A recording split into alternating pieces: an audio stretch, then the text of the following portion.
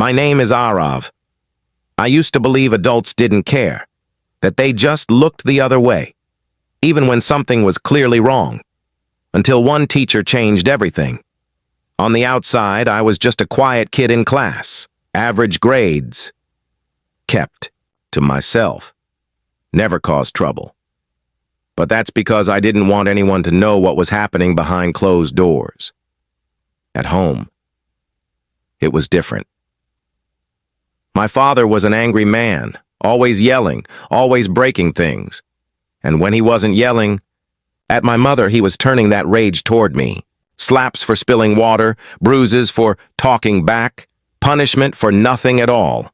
I became an expert at hiding it. Long sleeves in summer, excuses like, I fell off my bike. My classmates never noticed, or maybe they did, and chose not to ask. But one person did. Mrs. Sen, my English teacher. She wasn't flashy or strict. She was just present, calm, the kind of teacher who actually listened. One day we had to write a personal story. I didn't know what to write, so I wrote fiction. Or at least, that's what I told her. It was a story about a boy who felt like a ghost in his own home, whose voice was never heard, who dreamed of running away. When I handed it in, she didn't say much, just gave me a look, like she saw right through the paper and into my life. A week later, she asked me to stay after class. I liked your story, she said, but I have to ask, is it really fiction? I froze. I wanted to lie. Say yes, smile, leave. But for the first time in years, I said no.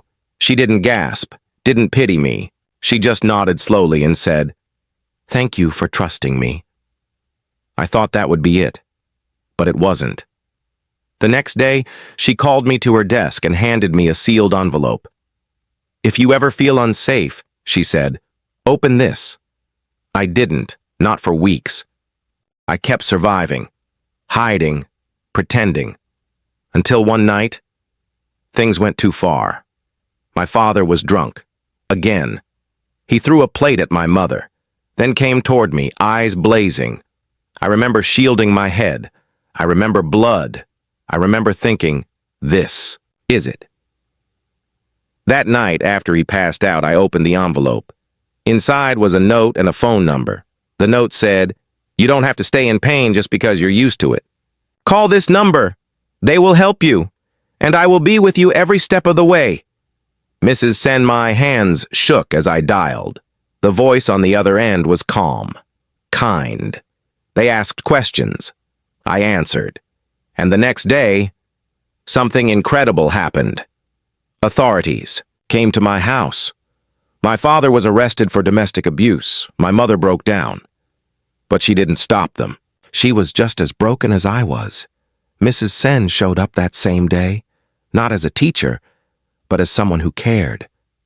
She helped place me and my mother into a temporary shelter, helped us get counseling, helped me enroll in a different school when the rumors at my old one got too loud. Years have passed since then. My father went to jail. My mother rebuilt her life. I graduated high school and even gave a speech at the farewell, something I never thought I'd be brave enough to do. And Mrs. Sen, she came to my graduation. I hugged her, tighter than I ever had before. "You saved me," I whispered. She smiled and said, "No, you saved yourself. I just gave you a door." Moral of the story. Sometimes we suffer in silence because we think no one cares. But there are people out there who see us, really see us, a teacher, a friend, a stranger.